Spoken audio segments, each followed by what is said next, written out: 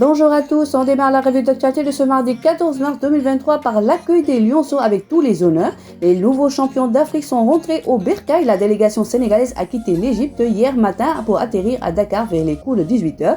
Samba Diallo et ses coéquipiers ont eu droit à un accueil chaleureux. Les supporters se sont donné rendez-vous à l'aéroport militaire de Yoff pour accueillir la sélection U20 champion d'Afrique. Augustin Senghor absent en raison du 73e congrès de la FIFA qui aura lieu le 16 mars à Kigali est remplacé par Djibril Wade, vice-président de la Fédération sénégalaise de football, pour les raisons de la cérémonie protocolaire. Le ministre des Sports, Yankhoba Diattara, qui a assisté à la finale et est rentré avec la délégation, a exprimé toute sa satisfaction de ce 4e succès de suite du Sénégal. Dans son discours pour féliciter et encourager les nouveaux champions d'Afrique, son Excellence Macky Sall a encore mis en acte son fameux Kudef Lourey Am Lourey, qui signifie à tout seigneur tout honneur. En effet, il a décidé de remettre la somme de 10 millions de nos francs à chaque membre de la délégation sénégalaise, joueurs et staff comme prime spéciale. Toujours avec les nouvelles de la tanière éliminatoire CAN 2024, la liste de 6 est attendue ce vendredi. Les Lions se rapprochent de leur première sortie depuis la Coupe du Monde au Qatar. Suspendus depuis le mois de juin 2022, les éliminatoires à la prochaine Coupe d'Afrique des Nations se poursuivront ce mois de mars avec les 3e et 4e journées. Pour ceux, les champions d'Afrique feront face au Mozambique après leurs 2 succès sur le Bénin et le Rwanda. En prélude de cette double confrontation, le sélectionneur national Aliou Cissé rendra public sa liste de joueurs devant défendre les couleurs nationales. Grand absent dans le groupe des Lions lors de la Coupe du Monde, Sadio Mané sera de retour. Par contre, Edouard Mendy, encore blessé, manquera ce rassemblement de la tanière. Basket maintenant, BAL 2023, la 2e journée démarre aujourd'hui. Après une pause observée hier, la compétition reprend ce mardi au Dakar Arena.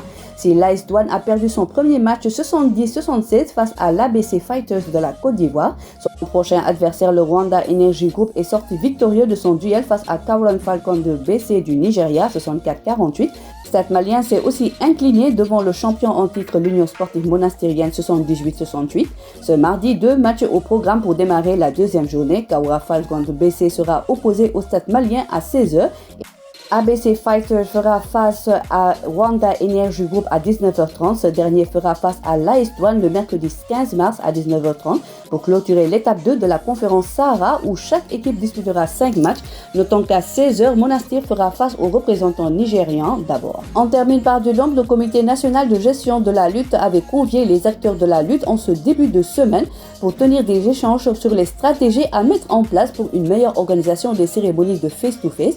Après 2 tours d'horloge de discussion animés où la contradiction était au rendez-vous, le président du CNG a décidé d'autoriser à nouveau les face-to-face, mais avec des conditions bien précises. Outre le respect de l'heure, il n'y aura plus d'accompagnement des lutteurs lors des face-à-face qui seront exclusivement réservés aux protagonistes, à leurs managers et aux entraîneurs.